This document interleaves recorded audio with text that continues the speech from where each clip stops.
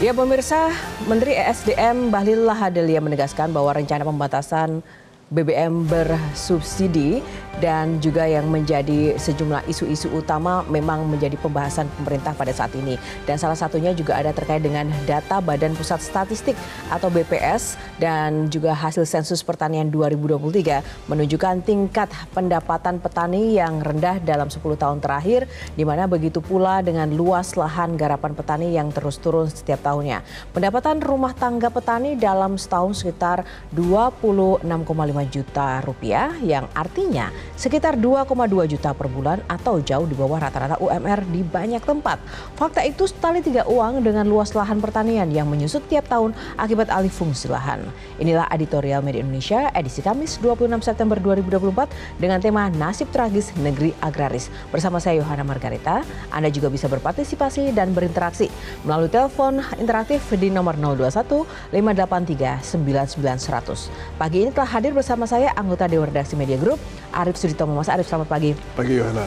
Mas Arief, sedikit saja sebelum kita masuk ke headline utama kita, nasib tragis negeri agraris, ini memang setragis itu ya Mas, bahwa kita negara pertanian tapi justru kesejahteraan para petaninya pun juga terendah mungkin ya di ASEAN ya? Ya, kalau kita lihat ya, bagaimana kontribusi dari sektor pertanian pada pertumbuhan produk domestik bruto Indonesia itu dalam kondisi seperti hari ini pun masih menyumbang nomor 2 ya dari setelah sektor manufaktur. Nah, hal-hal yang kita lihat adalah dalam posisi mereka para petani ini atau pertanian masih mengkontribusikan PDB kurang lebih 13%, itu pun kita melihat bahwa mereka masih sangat penuh perjuangan dan penderitaan. Dalam kondisi tersebut dalam kondisi yang minim dukungan, minim subsidi, minim empowerment, itu mereka masih kontribut besar. Jadi saya pikir inilah waktunya kita bisa mulai menghargai mereka, memberikan keberpihakan pada mereka yang lebih jelas untuk agar kita bisa sedikit memberikan rasa terima kasih kepada petani yang sudah memberikan kita produk pangan yang mereka tanam. Jadi ini merupakan salah satu momentum yang harus kita manfaatkan agar petani kita tidak makin lama makin sedikit, makin lama makin tua, lahannya makin lama makin kecil, dan nasib mereka makin lama makin tidak menentu. Dan inilah saatnya bagi kita untuk menunjukkan sedikit rasa terima kasih kita kepada mereka dengan keberpihakan politik kita dan keberpihakan anggaran kita ke depan. Keberpihakan politik dan juga anggaran. Dan ketika melihat mungkin concern dari Presiden terpilih Prabowo yang juga beliau juga sejak awal juga memang masuk ke ranah-ranah perhatian di dunia pertanian, itu sejauh mana optimisme yang mungkin Mas Arief kita masih harus buktikan ya, karena salah satu hal yang mungkin bisa menjadi pintu untuk memberikan kesejahteraan pada petani adalah prinsip atau prioritas dari pemerintahan berikut, Pak Prabowo akan menjaga kedaulatan pangan. Dan kalau saya boleh artikan, kita interpretasikan, yang namanya kedaulatan pangan artinya kita harus mengurangi impor. Kita harus menjaga stok kita dengan produksi kita sendiri. Dan itu yang pada akhirnya harus kita address siapa kalau bukan petani. Petani kita ya. Jadi itulah yang pada akhirnya harus kita sikapi, karena petani kita kalau tidak diberikan insentif, tidak diberikan kredit, tidak diberikan subsidi, tidak diberikan proteksi, bagaimana mereka bisa akan melawan produk-produk impor. Itu yang pada akhirnya harus kita pilih. Memang agak mahal, memang agak sedikit menyita sedikit ruang di fiskal kita, tetapi kalau ujung-ujungnya untuk petani dalam negeri, untuk petani Republik Indonesia, kenapa tidak kita lakukan? Ya, dan butuh political will dan keberanian ya untuk mengambil prioritas kebijakan itu. Ya. Dan Mas Arief, tadi tentang nasib tragis negeri agraris yang nanti akan kita bahas lebih dalam lagi. kita coba cek dulu media Indonesia dengan sejumlah headline-nya, pemirsa, yang menjadi sorotan utama. Yang pertama terkait dengan netralitas aparat jadi tantangan. Para calon kepala daerah diingatkan untuk tidak melanggar aturan dan tidak menjadikan isu SARA sebagai materi kampanye. Dan di sini aparat juga menjadi salah satu bagian untuk mengawal dan mengawasi ini. Mas Arief, gimana catatan dari media Indonesia? Ini adalah isu yang tidak pernah benar-benar tuntas kita address ya. Baik dari pemberantasannya atau bagaimana kita menyikapi setelah kita mengetahui ada berbagai macam pelanggaran terhadap kewenangan aparat di lapangan. Dan ini merupakan salah satu hal yang harusnya kita jadikan sekali lagi momentum untuk memberikan contoh bahwa kita belajar dari Pilpres dan Pileg kemarin. Dan apabila sekarang Gakumdu sudah akan melakukan sebuah kebijakan yang akan memberikan semacam tauladan kepada publik dan kepada para peserta pemilu, itu merupakan salah satu hal yang kita nantikan. Jadi ketegasan, keberanian, dan integritas dari Gakumdu, aparat kepolisian dan kejaksaan khususnya, itu benar-benar menjadi salah satu PR dan satu hal yang kita nantikan. Betul sekali, kita nantikan bagaimana pelaksanaan dari Pilkada serentak sampai dengan November nanti. Semoga sesuai harapan ya Mas Arief. Kita masuk mungkin menginjak ke halaman selanjutnya ya. Oh, sebelumnya ada kami sampaikan pemirsa, ada terkait dengan agresi Israel ini di halaman utama di media Indonesia. Anda dapat saksikan baik juga di e-papernya terkait bagaimana agresi Israel ini kian menjadi tidak hanya Gaza, kali ini juga serangan di Lebanon mengakibatkan banyak sekali korban jiwa maupun luka. Apa maknanya dan seperti apa nanti dampaknya dengar dari serangan Israel ke Lebanon ini, Mas Arief? Yohana, kita kan sering dengar ada omongan ya atau istilah orang yang sering disebut ada aksi ada reaksi. Kalau misalnya kita sekarang lihat apakah yang dilakukan oleh Hamas di Palestina, apa yang dilakukan oleh Hezbollah di Lebanon, apakah itu aksi atau apakah itu reaksi? Nah, ini merupakan salah satu hal yang kita harus refleksikan kepada seluruh anggota Dewan Keamanan PBB atau seluruh anggota PBB untuk mulai bisa secara jernih melihat apa yang dilakukan oleh Zionis Israel ini merupakan sebuah hal yang memang harus segera dilakukan tindakan yang lebih tegas lagi. Karena jangan sampai Lebanon itu menjadi Gaza kedua. Karena itu akan menjadi bukan hanya beban kawasan, tetapi jadi beban global. Dan apabila itu terjadi, itu pasti akan memberikan tekanan tersendiri kepada pertumbuhan atau keamanan dari kawasan dan dampaknya juga kepada kawasan yang lain, gitu ya. Bagaimana kita sekarang sedikit terganggu dengan pasokan yang terkait dengan pangan kita hanya karena ada masalah di antara Ukraina dan Rusia gitu ya. Dan bagaimana ini kalau misalnya ini terjadi lagi ada titik merah atau hotspot di Lebanon. Saya pikir ini merupakan sekali lagi saat yang tepat buat Dewan Keamanan PBB, buat seluruh anggota PBB untuk bisa bersikap lebih tegas lagi terhadap Israel dan para sekutunya. Nah, itulah yang menjadi pertanyaan bersama kita. Ketika menghadapi Gaza dengan segala macam dampak yang sangat tragis seperti itu, DKPPB seolah-olah tidak bergeming begitu ya, Mas Arief. Dan kita lihat juga serangan Israel ini kan kalau dari 2011 dia begitu masih melumpuhkan Suriah terlebih dahulu, baru kemudian Lebanon, dan sekarang Gaza dia lumpuhkan juga, dan sekarang Lebanon lagi. Apa sebenarnya ini dicapai dari Israel, dan apakah memang ini benar menurut media Indonesia bahwa ini juga bagian dari skema untuk kemudian melumpuhkan keamanan atau ketahanan Timur Tengah untuk sekutu-sekutu Israel sendiri atau gimana? Saya tidak melihat itu sebagai sebuah upaya yang yang sifatnya aneksasi terhadap negara lain. Tapi dalam situasi ini antara tetangga itu kan Israel dengan Lebanon itu kan tetangga. Israel dengan Palestina apalagi itu kalau kita lihat two state solution itu juga tetangga terdekat. Upaya dunia internasional untuk mulai bisa menjaga agar para tetangga di sekitar Israel ini juga merupakan sebuah ekosistem yang harusnya kita jaga kondusivitasnya, baik dari sisi diplomasi dan pertahanannya, ini merupakan salah satu hal yang harus ditangani segera oleh bukan saja PBB sekarang. Kalau kita lihat bagaimana sekutu Israel seperti Amerika dan Inggris, itu saya yakin kalau tanpa keterlibatan mereka, kita akan bergerak di titik yang sama. Gitu Apakah akan berpotensi perang dunia ketiga jika memang ini bisa diatasi? Bisa menjadi salah satu potensi yang pada akhirnya tidak bisa terkendali ya. Karena kalau misalnya eskalasinya makin lama makin meluas gitu ya. Saya kan tidak terlalu yakin kalau misalnya Irak akan diam saja, Iran akan diam saja gitu ya, dan kalau itu meluas, siapa yang bisa kontrol ini berikutnya?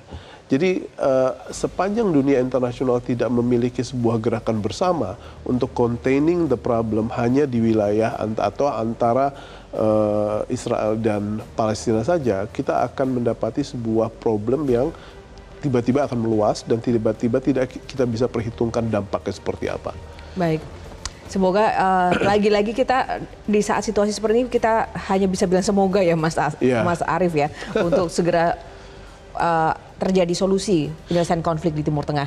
Dan kita masuk ke halaman 2, selain ada isu penambahan kabinet, ternyata juga ada isu terkait dengan tambah komisi, efektivitas kerja DPR meragukan. Nah, apa yang menjadi dasar dari media Indonesia menyoroti topik ini, Mas? Iya, salah satu hal yang kita ingin hindari adalah jangan sampai penambahan ini, karena penambahan nomenklatur yang terkait dengan jumlah posisi kabinet atau kementerian itu saja sudah dikhawatirkan akan membuat inefisiensi ke anggarannya jadi bengkak gitu ya. Apalagi ditambah lagi dengan penambahan komisi. Kalau misalnya size dari state budget kita memang sudah segitu, masih harus dipecah lagi untuk komisi-komisi yang ada di DPR. Saya pikir ini merupakan salah satu hal yang harus kita pikir ulang, karena jangan sampai penambahan ini hanya akan menggerogoti ruang fiskal kita gitu ya. Itu merupakan salah satu hal yang sama sekali tidak kita inginkan, karena yang kita bahas ini bukan uang siapa-siapa lagi loh, ini uang rakyat gitu ya, yang ujung-ujungnya akan jauh lebih bermanfaat apabila kita realokasikan untuk hal-hal yang sifatnya lebih berdampak pada publik, untuk pendidikan, untuk kesehatan, dan lain-lain. Nah, sedikit saja, ini juga ada beberapa pihak dari rekan-rekan DPR kemarin juga menyatakan bahwa ini bagian dari upaya efektivitas karena kinerja DPR dianggap kemarin belum maksimal sehingga harus ditambah komisi. Tapi ada logika yang terbalik juga, karena belum maksimal, ngapain harus ada tambah komisi. Betul, gitu. Jangan dibolak-balik ya pemikirannya. Jangan dibolak-balik. Nah, itu publik kan harus benar-benar bisa teredukasi begitu, Mas Arief. Iya. Baik, itu tadi Mas Arief dan juga pemirsa terkait dengan 3 headline utama di media Indonesia. Anda dapat saksikan langsung melalui edisi cetak pada hari ini dan juga melalui e-paper yang dapat Anda download dan juga menjadi langganan untuk menemani pagi Anda setiap hari. Dan sebelum kita akan ulas lebih dalam lagi terkait dengan tema pagi ini, nasib tragis negeri agraris, kita akan saksikan dulu tayangan yang satu ini.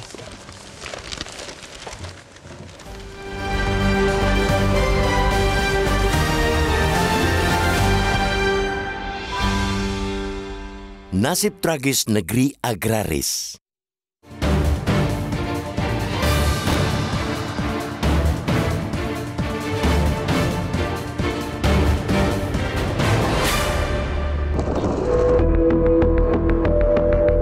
Hari Tani Nasional baru saja diperingati pada 24 September 2024 lalu.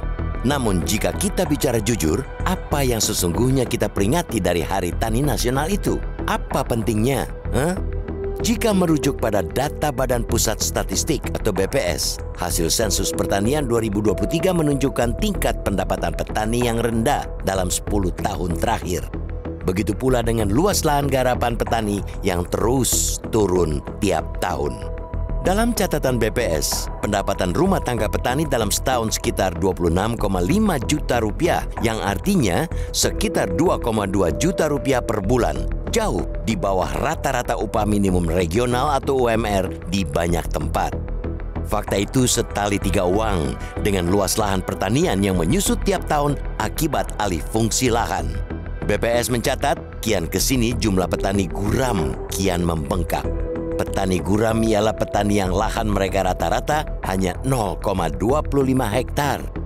Hasil sensus pertanian 2023 menyebutkan bahwa penguasaan lahan kurang dari 0,25 hektar atau disebut sangat guram bahkan sebanyak 40%.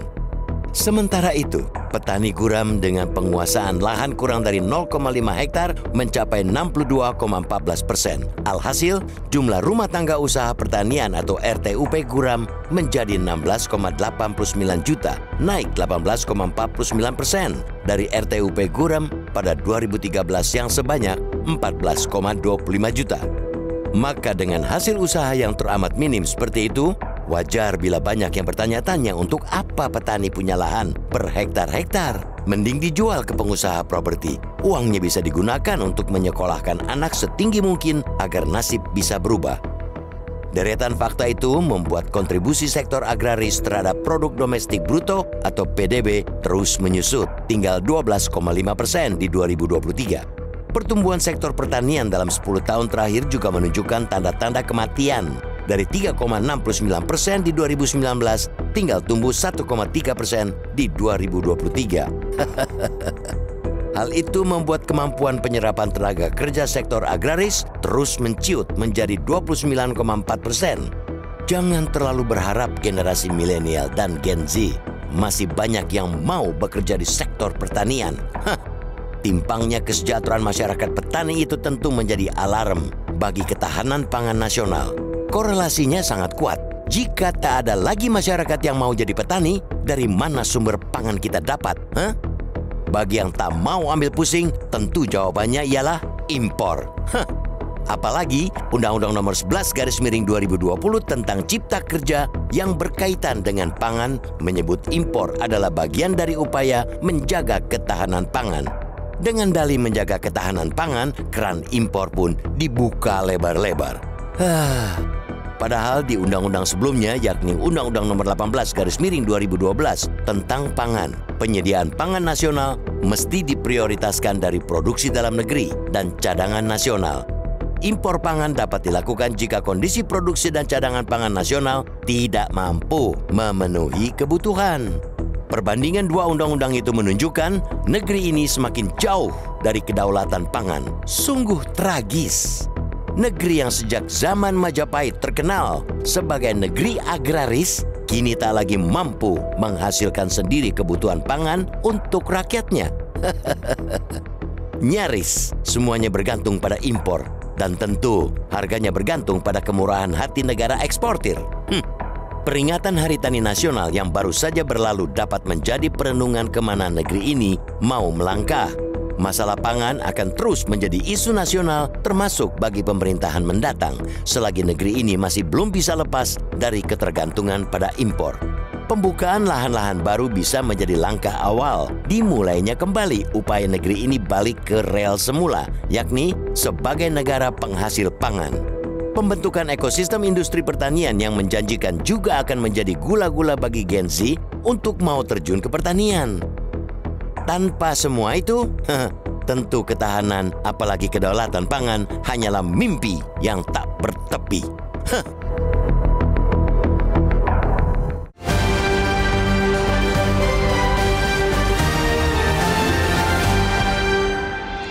Nasib tragis negeri agraris, itu tema yang akan kita perbincangkan pemirsa. Namun kita akan jeda dulu dan kami ingatkan untuk Anda dapat berpartisipasi dan juga berinteraksi terkait dengan tema kami yang kami bahas di editorial kali ini melalui telepon interaktif di nomor 0215839900. Editorial akan segera kembali seusai jeda. Tetaplah bersama kami.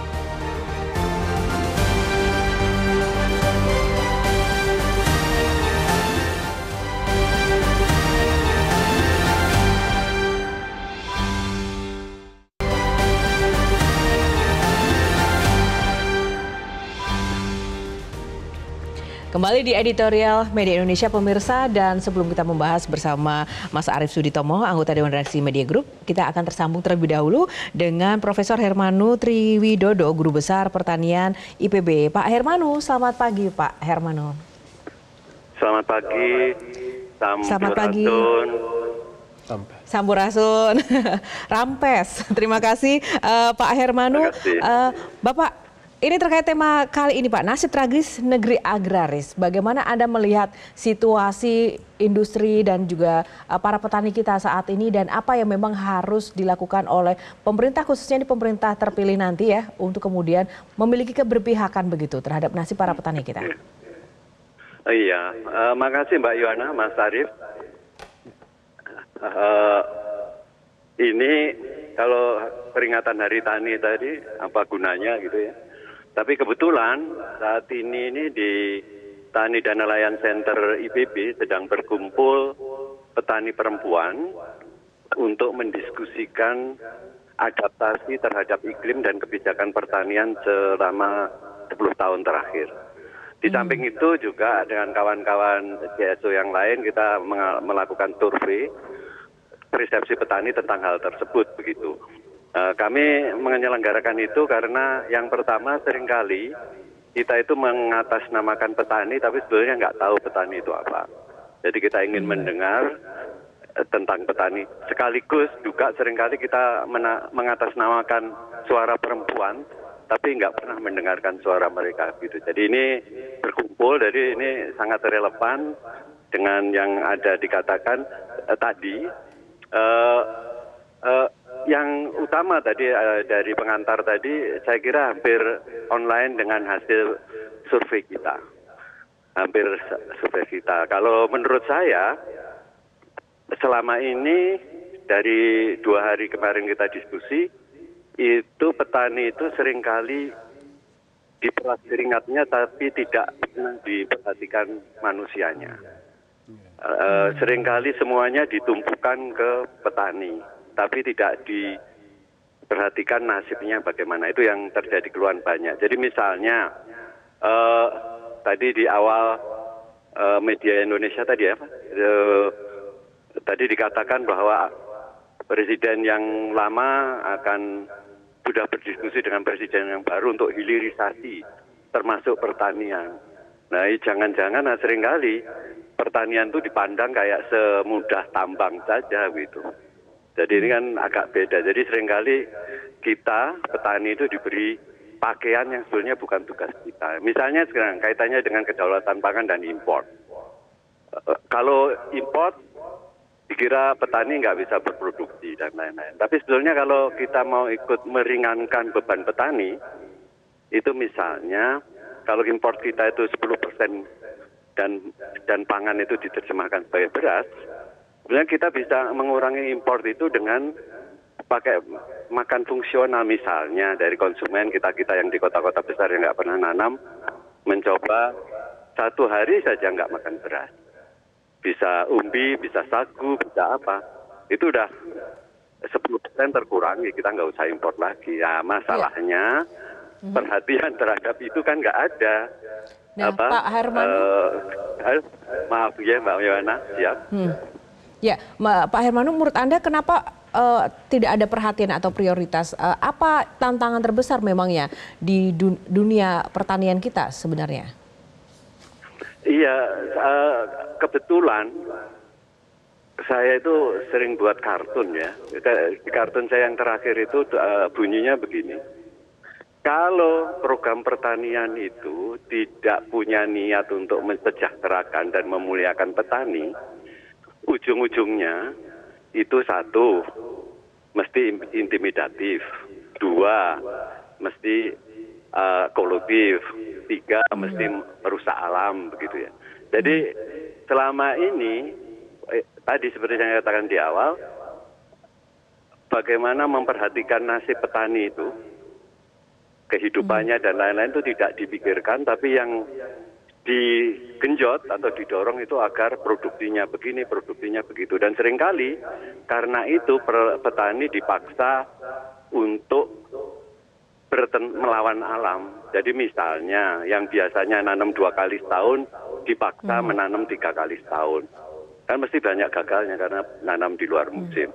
Jadi agak panjang nih. Tapi Pak Herman, ini proses judulnya belum selesai nih. Nah, lalu bagaimana kemudian langkah yang memang harus dilakukan? Langkah ideal seperti apa yang bisa dilakukan untuk kemudian menjaga kedaulatan pangan kita melalui industri pertanian dan juga menyejahterakan para petani kita.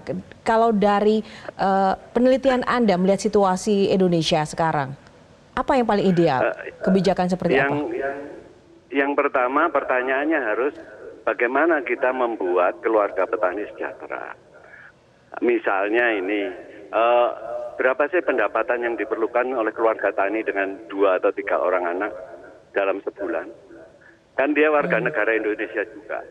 Bolehkah andai kata harga pemerintah intervensi ke harga pangan, misalnya padi,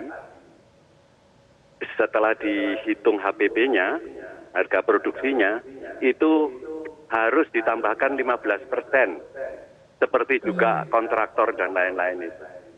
Jadi pemerintah bisa membeli harga tinggi kepada petani, tetapi boleh menjual murah pada konsumen. Jadi nanti kalau subsidi, itu sebaiknya subsidi output, bukan subsidi input. Bukan memberi pupuk, bukan memberi itu, tetapi memberi harga yang layak. Saya kira mampu itu. Jadi kami pernah menghitung, andai kata subsidi pupuk, subsidi benih, subsidi macam-macam subsidi itu dialihkan ke subsidi harga, itu petaninya sendiri akan menanam dan memelihara tanamannya dengan baik untuk mendapatkan harga. Contohnya kedelai saja, kalau kedelai itu harganya sekarang 7.000 sampai 8.000, kalau pemerintah membeli 12.000, petani akan berlomba-lomba nanam kedelai, jadi kita nggak usah impor. Jadi uang yang untuk impor itu diberikan ke petani kita, supaya produktivitasnya, teknologinya, dan lain-lain mereka bisa kembangkan. Nah, Pak Hermanu. Begitu, Mbak Yana, Pak. Yep. Ya, singkat saja, sedikit saja yang terakhir ini, Pak. Tapi menurut Anda, Pak, apakah Indonesia sekarang dari data penelitian dari IPB sendiri memang masih layak ketika disebut negara agraris? Atau jangan-jangan ternyata kita sudah tidak punya cukup banyak lahan begitu? Kalau dari data seperti apa, Pak? Iya. Ada juga yang kawan-kawan di IPB yang mengatakan kita tidak boleh sombong menyebut negara agraris. Karena kepemilikan lahannya hanya kecil-kecil petaninya. Jadi nggak layak lah. Tapi saya tetap optimis karena begini, kalau ada diversifikasi pangan, lalu pangan itu tidak diterjemahkan sebagai padi saja, itu dengan lahan yang 2/4 hektar, dan petani tidak dipaksa nanam padi, itu bisa menguntungkan loh. Kalau palawija, hortikultura itu ditanggakan. Jadi saya sih tetap optimis karena agraris itu bukan istilah ekonomi dan lain-lain, itu masalah budaya.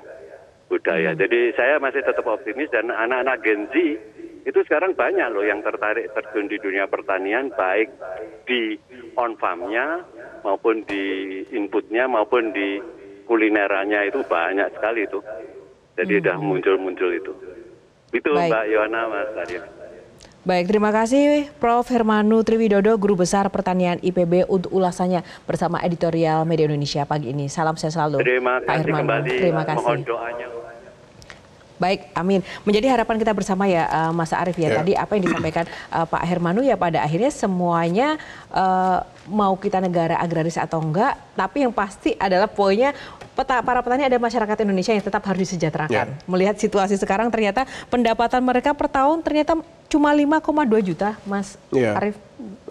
Dan di beberapa tempat 5,2 juta itu merupakan jumlah yang sangat sedikit dibandingkan UMR ya, sehingga sementara peran mereka adalah peran yang pada akhirnya amat sangat signifikan. Mereka tuh memberikan kita makan.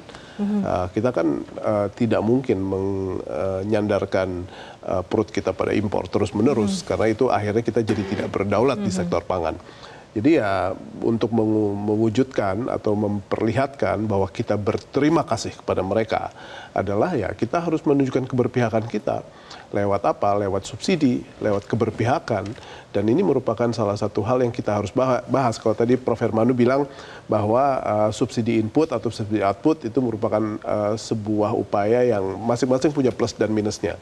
Tetapi yang paling jelas adalah seberapa besar subsidi yang kita akan berikan, disitulah kita akan melihat keberpihakan kita. Nah, sebelum lebih dalam lagi, saya teringat hal yang paling mendasar juga terkait dengan pertanyaan tadi yang belum sempat terjawab adalah harga beras kita tertinggi begitu di ASEAN ya kurang lebih, tapi pendapatan petani rendah.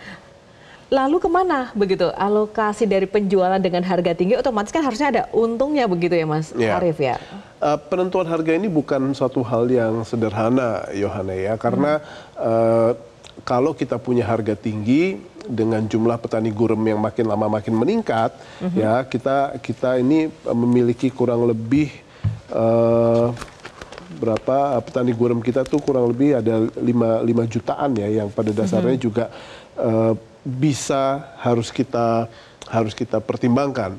Kenapa? Karena petani gurem ini ujung-ujungnya beli beras juga. Jadi kalau misalnya kita sekarang harus menjual harga beras sangat tinggi, mereka juga menjadi pihak-pihak yang terdampak. Jadi bagaimana tadi Prof. Hermanu bilang bahwa harus ada subsidi di outputnya, di mana petani yang menanam beras, disitulah subsidi dikucurkan. Sehingga harga jual petani terhadap beras yang mereka, atau gabah yang mereka jual itu bisa menjadi investasi yang memberikan mereka semacam stimulan agar mereka semangat untuk menanam. Karena salah satu hal yang kita dapati adalah penurunan jumlah petani yang menanam kedelai, sehingga kita pada akhirnya bergantung pada impor, sementara bangsa kita adalah bangsa pengkonsumsi kedelai yang cukup besar. Dan kalau kita lihat apa yang terjadi, ini memberikan sebuah alarm ya, harusnya alarm kita harus nyala ini untuk melihat bahwa petani tidak semangat atau tidak mau menanam kedelai. Kenapa? Bukan karena apa-apa, karena rugi. Dan ini merupakan salah satu hal yang pada akhirnya perlu diadres dengan cara bagaimana kita memberikan mereka insentif atau bagaimana kita menunjukkan keberpihakan kita lewat subsidi itu. Jadi ini merupakan sebuah saat ya, sebuah momentum di mana kita harus mengetuk hati pemerintah dengan Menteri Keuangan nanti yang ada di bawah pemerintahan Pak Prabowo, seberapa jauh mereka mengalokasikan dana atau anggaran di APBN untuk mensejahterakan petani kita. Betul. Dan apakah juga ada alokasi di tengah banyaknya hutang yang mungkin sedang menjadi tantangan tersendiri bagi Pak Prabowo ya. Baik, terima kasih Mas Arief, kita akan lanjutkan, namun kita akan jeda dulu pemirsa. Sesaat lagi editorial Media Indonesia masih akan kembali.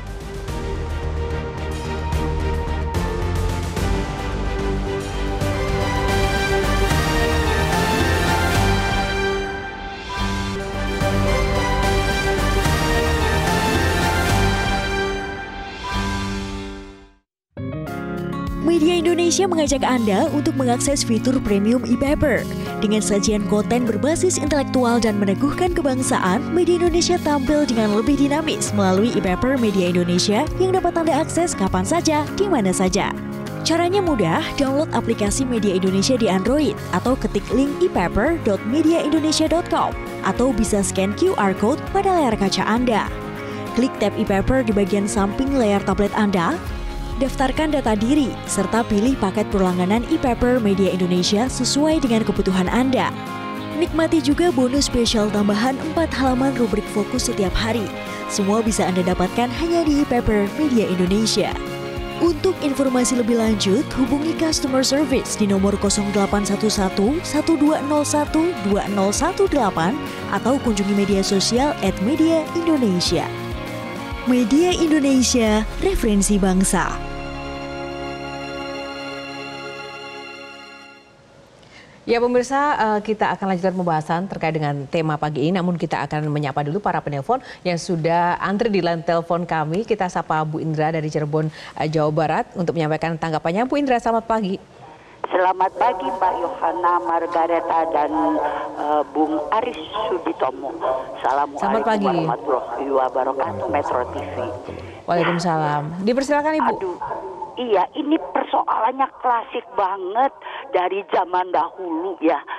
Jadi ini persoalannya para tengkulak, pialang atau sekarang sebutannya kartel begitu. Itu dari mulai ada ini data dari bantuan dari pemerintah mengenai bibit unggul. Nah itu yang langsung bisa menguasai itu pelaku tulonsat itu. Bagaimana supaya mereka bukan petani, tapi memperalat petani untuk mendapat keuntungan. Nah belum nanti pupuk langsung mereka berpikir bagaimana cara supaya si petani ini ya dapat pupuk, tapi dari mereka yang atur. Nah kemudian sampai dengan panen, penggilingan begitu. Itu juga sama prosesnya bagaimana menggiling dan harga penjualan. Bukan untuk padi saja, Mbak Yohana, untuk sayur-mayur pun masyarakat yang di pegunungan itu. Nah itu mereka menentukan segalanya dengan awal memberikan pinjaman dulu untuk supaya mereka para petani itu dapat menanam, lalu tapi nanti kalau sudah panen harga adalah mereka yang menentukan. Nah kaum milenial, anak-anak muda yang ingin jadi petani, lalu wah kalau gitu kita bisa nanam nih tanpa pinjam dari itu dengan modal yang seadanya. Hasilnya bagus apa, nah tapi dibelinya itu menurut harga mereka, jadi nggak bisa jual sendiri. Sengaja ke pasar induk, Mbak, itu pedagang di pasar induk itu tidak mau nerima kalau bukan dari tengkulak-tengkulak yang lama itu. Jadi akhirnya sayuran busuk begitu saja. Mungkin ya kalau dibimbing ada pengawalan dari awal sampai akhir itu tadi menurut Pak yang dari IPB itu mungkin memang paling mudah kalau sudah akhir, kalau masa penjualan itu kalau harga rendah diberi subsidi mungkin itu yang paling tepat karena baik, jangan Ibu sampai Indra. impor.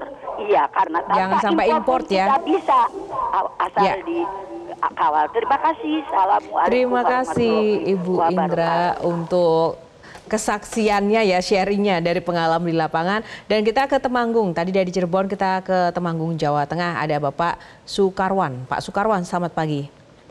Selamat pagi Metro TV. Selamat pagi semuanya. Selamat pagi Pak, semangatnya. Silakan Pak Sukarwan. Begini Mbak, dengan temanya nasib tragis negara agraris. Pertama, Belanda itu menjajah Indonesia 3,5 abad loh, 3,5 abad loh. Saya tidak tahu seabad berapa tahun.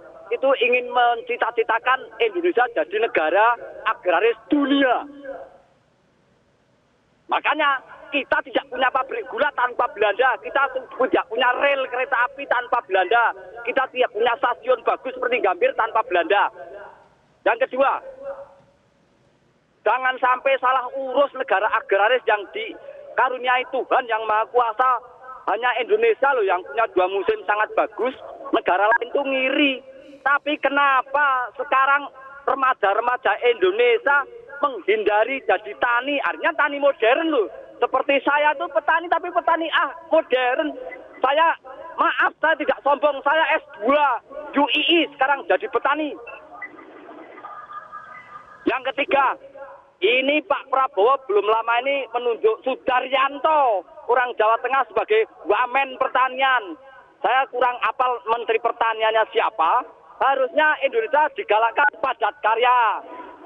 Pupuk harus gampang. Zaman saya SD SMP beli pupuk sekilo, 1 ton, 10 ton, ada uang, ada barang. Sekarang dijatah-jatah, menjerit petani. Yang ketiga, mari Indonesia menggalakkan fakultas-fakultas pertanian seperti Gajah Mada, Undip, IPB Bogor.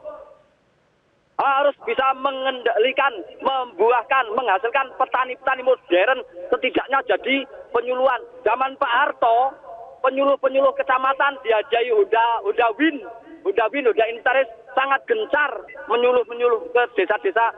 Sekarang mampet, macet total. sekarang beralih ke jalan tol, ke luar negeri, jadi TKW. Negara Indonesia yang agaris ditinggalkan, salah urus. Ini saya mengharap Baik, Pak Sukarwan. Prabowo Ya, harus bisa, semoga Sudaryanto harus bisa ada gebrakan. ya, semoga apa yang disampaikan Pak Sukarwan bisa didengarkan ya oleh para pemangku kebijakan. Terima kasih Pak Sukarwan untuk catatan-catatannya. Dan kita dari Jawa Tengah menuju ke Banten. Kita akan sapa Pak Izar, ada di Cilegon, Banten. Ini semuanya daerah-daerah agraris ya, Mas Arief ya, ada Jawa Barat, Jawa Tengah, dan ini Banten. Kita menampung aspirasi. Menampung aspirasi. Ya. Silakan Pak Azhar, selamat pagi. Ya, selamat pagi Bu Yohana, Pak Arief. Boleh, silakan Bapak singkat padat ya Pak ya, dan jelas. Ya, oke. Saya mau nambahkan saja, sebenarnya sudah lengkap sekali dari Prof, juga dari teman-teman yang dua tadi ya. Yang pertama mengenai produk. Ya, fakta diperlihatkan bahwa produk itu mahal di pasar, murah di petani. Jadi petani itu kecil kemungkinan untuk untung, jadi tidak menarik. Itu fakta yang saya perhatikan. Tapi kalau kita pergi ke pasar, mahal-mahal itu barang-barang pertanian, apalagi buah misalnya ya. Nah, kemudian yang kedua, harus lebih difokuskan lagi, tadi sudah dibilang, ini subsidi. Jadi kalau berbicara masalah subsidi bukan cuma pupuk, tapi juga produknya. Produk itu diyakinkan akan diterima oleh pasar, dibantu oleh pemerintah. Jadi subsidinya bukan hanya pupuk, tapi juga produknya. Itu menarik, jadinya kita akan ke sana. Kemudian yang ketiga, infrastruktur. Kalau kita berbicara infrastruktur, itu bukan cuma bendungan-bendungan, tapi infrastruktur untuk mengangkut produk-produknya. Sementara ini masih sangat kurang. Ya, bendungan banyak, tapi produk-produknya yang akan diangkut ke perkotaan itu masih mengalami kendala. Jadi lebih berfokus ke sana yang akan datang. Yang keempat, mengenai industri pertanian. Industri pertanian itu harus dibantu teknologinya juga. Jadi kalau kita melihat produk industri pertanian, kita kalah dengan Thailand. Kalau kita pergi ke luar negeri melihat produk-produk industri pertanian, produk Indonesia itu hampir nggak ada. Kecuali daerah-daerah khusus-khusus kita cari-cari ada. Misalnya produk mie instan dan sebagainya. Tapi yang betul-betul produk industri pertanian dari Indonesia tidak ada. Yang ada itu pertanian dari Thailand, Vietnam. Saya kira itu yang perlu diperhatikan oleh pemerintah yang akan datang. Terima kasih. Terima kasih Pak Izar dari Cilegon, Banten, dan ada ya Pak Sukarwan dari Temanggung, Jawa Tengah, dan sebelumnya ada Ibu Indra dari Jawa Barat. Langsung saja Mas Arief, komentarnya Mas Arief. Ya, kita melihat bahwa apa yang disampaikan oleh Bu Indra, Pak Sukarwan, dan Pak Izar tadi adalah suara yang amat sangat jelas ya, yang merepresent nasib para petani kita. Dan bagaimana mereka dengan sangat rinci melihat berbagai macam aspek end-to-end yang pada akhirnya mereka bisa ilustrasikan. Itu kita bisa menyimpulkan bahwa kita ini adalah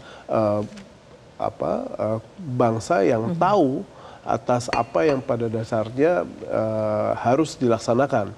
Jadi tadi ada yang menyatakan bahwa ada wamen yang baru yang menjadi harapan buat mereka untuk bisa mengubah nasib petani menjadi lebih sejahtera.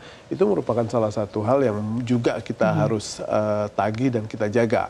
Kenapa? Karena kita ini harus memanfaatkan momentum, Yohana.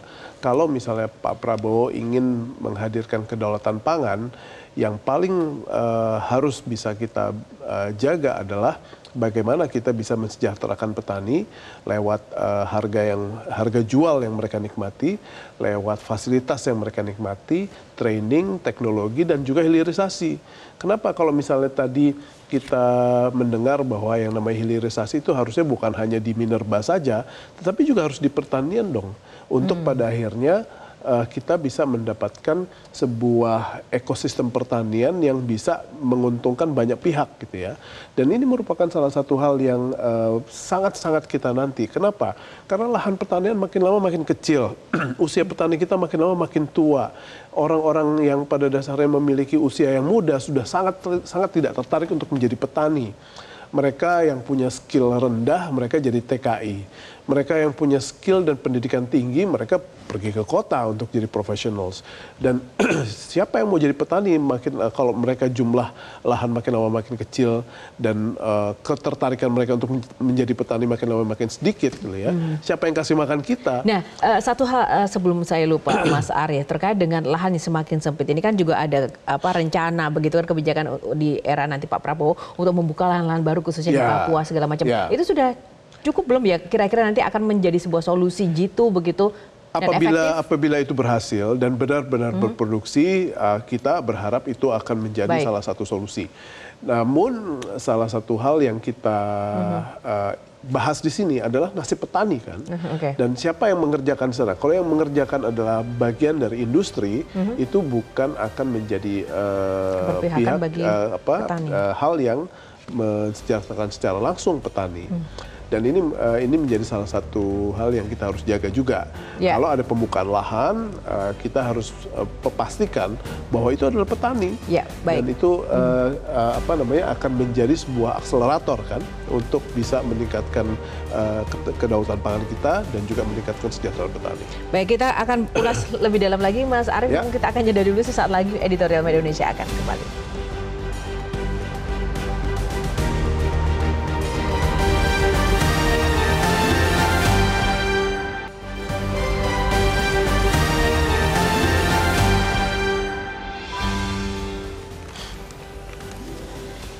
Ya, kembali di Editorial Media Indonesia, Mas Arief, kembali kita masuk kepada solusi. Tapi sebelumnya mindsetnya itu seperti apa ya Mas? Kita kalau misalnya image-nya negara yang agraris itu masih negara berkembang. Padahal kalau kita lihat lebih dalam lagi, negara-negara maju di luar sana itu pun juga masih kemudian menjaga kedaulatan pertanian mereka, Amerika, Eropa, dan juga bahkan Israel sendiri ya.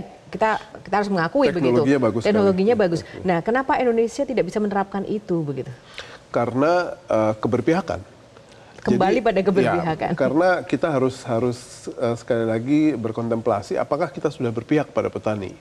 Dan keberpihakan itu tidak bisa dengan ucapan gitu ya. Keberpihakan itu harus ditunjukkan lewat alokasi anggaran. Artinya sebenarnya untuk menjadi negara maju itu juga bisa dari sektor pertanian kalau memang mau begitu ya Mas? Ya, keberpihakan itu kan harus dibuktikan ya. Lewat apa? Lewat anggaran. Dan kalau misalnya sekarang yang paling simpel saja, apa yang kita alokasikan buat petani kita, seberapa jauh, seberapa besar subsidi kita berikan kepada mereka untuk pupuk misalnya, itu kan sudah cukup untuk menunjukkan bahwa keberpihakan kita untuk memberikan pupuk bersubsidi itu tidak sesuai dengan jumlah yang diperlukan gitu ya. Tidak sampai 100%, itu di bawah 100% yang kita berikan kepada petani untuk pupuk bersubsidi. Nah, akhirnya kalau misalnya sekarang pemerintahan baru ini ingin menunjukkan bahwa mereka ingin sekali menjadikan kedaulatan pangan sebagai prioritas mereka, harus dimulai dengan bagaimana kita menyikapi terhadap jumlah ekspor yang kita akan lakukan. Kalau kita berani menyikapi seberapa jauh berapa jauh jumlah impor yang kita akan lakukan. Kalau kita sudah berani menentukan hal tersebut, kita pasti harus menjawabnya lewat produksi dalam negeri. Kalau kita akan menyasar atau mentargetkan produksi dalam negeri di angka tertentu, kita sudah tidak bukan adalah mensejahterakan petani agar mereka lebih bersemangat untuk menanam berbagai macam komoditas yang kita perlukan. Dan itu merupakan salah satu hal yang harus mereka nikmati dan kita cerminkan itu dalam anggaran kita.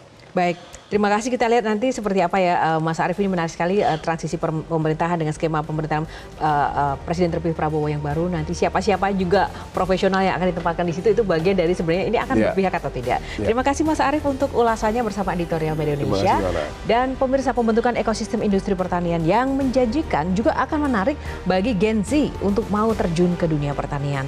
Tanpa semua itu, ketahanan dan juga kedaulatan pangan hanyalah mimpi yang tak bertepi. Demikianlah Editorial Media Indonesia untuk kali ini. Saya Yohana Margareta undur diri. Semoga bermanfaat dan menginspirasi. Sampai jumpa. Selamat pagi.